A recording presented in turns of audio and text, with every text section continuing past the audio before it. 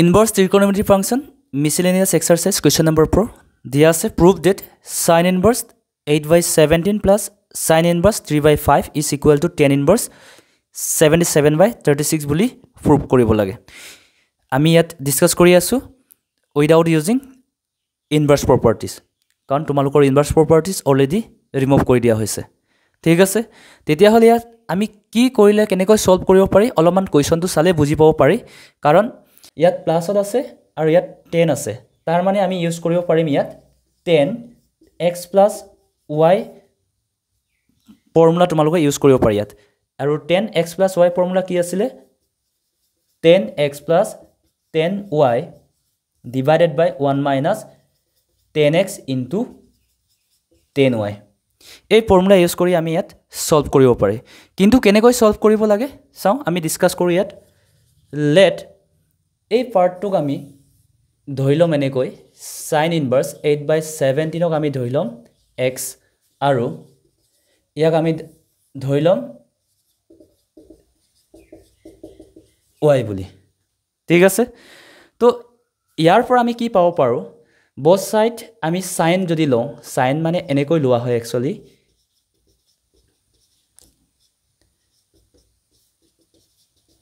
এনেকৈ লৈ লোৱা হয় both side sin লৈ ললো, তেতিয়া হলে sin আৰু sin inverse cancel যাব, आंसर হ'ব 8 by 17 is equal to sin x। ইয়াতো আমি পাব পাৰো এনেকৈ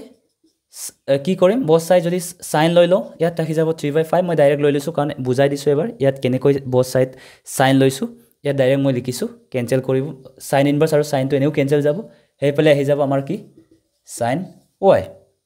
ঠিক আছে, যদি sin x পাইছো ইয়াৰ পৰা মই কি উলাব পাৰো, cos x উলাব পাৰো। therefore cos x উলাবৰ কাৰণে তোমালোকে ফৰ্মুলা জানা 1 minus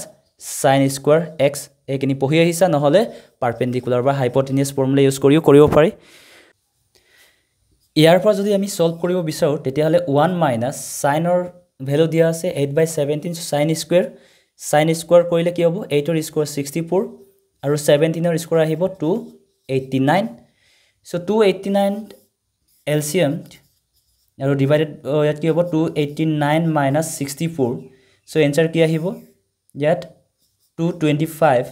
divided by 289 মানে 15 by 17 আহিব, কাৰণ 15 ৰ ৰুট অফ কিমান আহিব, স্কয়াৰ আহিব 225 আৰু 289 ৰ স্কয়াৰ 17 হ'ব। ঠিক আছে, cos x পালো, sin x আৰু cos x কিয় ওলাই আছো, কাৰণ মোক লাগে tan x ৰ ভ্যালু। কিয় tan x ৰ ভ্যালু লাগে, কাৰণ ইয়াত tan x ৰ ভ্যালু পুট কৰিব লাগে আৰু tan y ৰ ভ্যালু পুট কৰিব লাগে। সো ইয়াৰ পৰা tan x পুট পাও আমি, tan x ফৰ্মুলা আমি জানো sin x divided by cos x লিখিব পাৰো, তো sin x ৰ ভ্যালু অলৰেডি পাই থৈছো 8 by 17, ঠিক হেদৰে cos x ৰ ভ্যালু পাই গলো 15 by 17, so 17 cancel, आंसर কিমান হ'ব 8 by 15। ইয়াৰ পৰা আমি আকৌ ইয়াৰ নিচিনাকৈ আমি কি কৰিব পাৰো,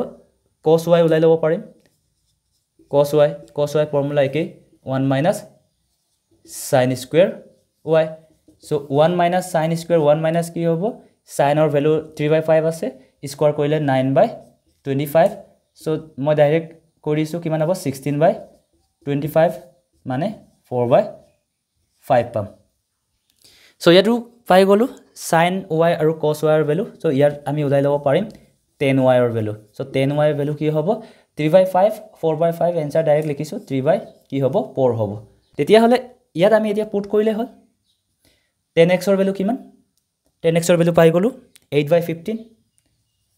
15 পুট কৰিলো প্লাস tan y ৰ ভ্যালু পালো 3 by 4 divided by 1 minus tan x ৰ আকৌ 8 by 15 into 3 by 4 হলনে। সো এট LCM কিমান হ'ব, LCM হ'ব 60, so 3 8 ডাইৰেক্ট লিখিছো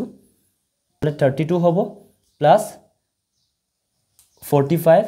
divided by ইয়াতো মই ডাইৰেক্ট LCM লৈছো 4 15 60 হ'ব, LCM ললে 61 60 minus 8 3 24, आंसर কিমান আহিব, কাৰণ 60 60 কেনসেল যাব, সো এই দুটা প্লাস কৰিলে আমি ইয়াত পাম 77 divided by 60 ৰ পৰা যদি 24 মাইনাস কৰো আমি आंसर পাম কিমান 36। এটো কাৰ ভ্যালু আমাৰ, এটো কাৰ ভ্যালু আছিল